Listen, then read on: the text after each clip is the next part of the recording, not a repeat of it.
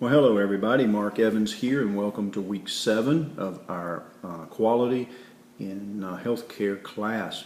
This is week 7 out of 10 weeks. It seems like the time is just flying by, and I hope that you're enjoying the class and being able to learn a few things. I certainly enjoy reading your discussion posts and your assignments and papers that you're doing so far.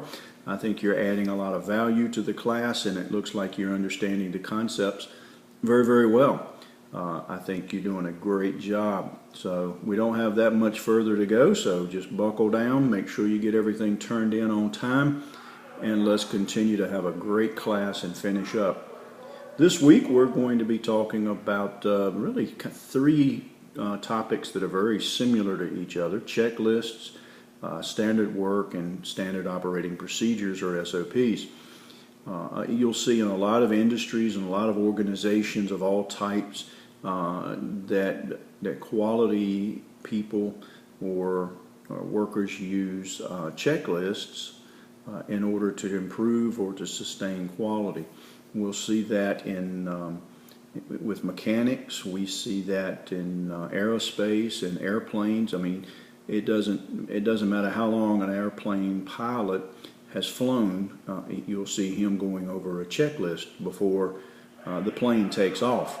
So checklists are reminders of things that we need to look at, things that we need to check.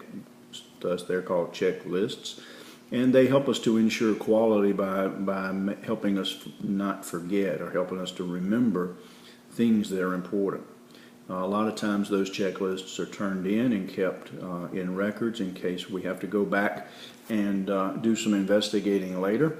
But they're real live, immediate tools that help us not make mistakes or not forget something. The challenge there is for each of us not to get what I'd call too big-headed or too much of an ego trip to say, hey, I don't need that checklist. I've been doing this job for years. And that in itself would be a recipe for a mistake, because we all miss things, we all forget things, and so forth. So now, how many years of seniority you have, how long you've done something, if that thing, that particular duty, job, or whatever has a checklist, you should always follow it, and that would ensure quality. In a lot of cases, too, it protects you as the worker, that if you followed the steps and you followed the checklist, it protects you from legal repercussions or disciplinary actions later. The other thing that we're going to talk about is standard work. Standard work is similar to SOPs and checklists, but when we think of standard work, we basically think of what is the best way to do a particular job or task. And once we develop that quote-unquote best way, we train everybody and require them to do it that way. Now, depending on the culture you come from, that could rub you the wrong way. There's a lot of people who say, I want to do the job my way. I've been doing it a long time. I know what to do. I don't want to be told what to do. There are others who just say, I prefer to do it this way. I think that person's way is not the best. And you have a lot of discussion around standard work in terms of independence and not wanting to be treated like a robot and things like that. But standard work, when it's developed, is done in kind of a team atmosphere or a team work kind of a situation in which all of the people involved in that task sit down and agree on the best way to do that job. And it's written up, everybody's trained on that way, and everybody agrees that that is right now the best way to do the job.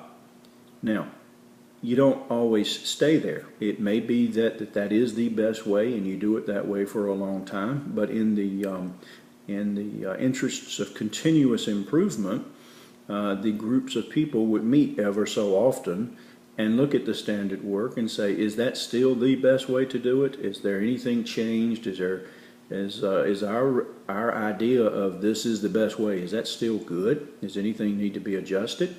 And certainly it's open to interpretation and being fixed. So we all agree, okay, we're going to do it this way, and then we do it this way for a week or two or a month or so, and we come back together and say, is this still the best way? Were we right? Anything changed? And we do that over and over and over again until we really just can't change it or improve it any better. So standard work gets a real bad rap sometimes, but if it's done in the best sense of the word, it's really a lot like continuous improvement. Standard work improves quality by making sure we all do it the same way. It reduces variance. It reduces quality problems by me making changes when I come on to work, and then you making changes when you come to work, and so forth. So it is a good thing. It just takes a lot of teamwork. It takes a lot of management effort to make that work. You'll see it a lot in manufacturing, in automobiles, airplanes, things like that. Standard operating procedures are basically just guidelines or papers that tell you how to do something. You probably see them at work already.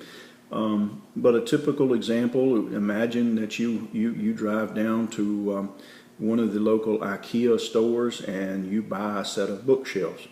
You're going to open up the instructions, and it's going to tell you step by step how to put that bookshelf together. That's a standard operating procedure. Even though we call it instructions, it's the same thing. So checklists help us not to forget anything.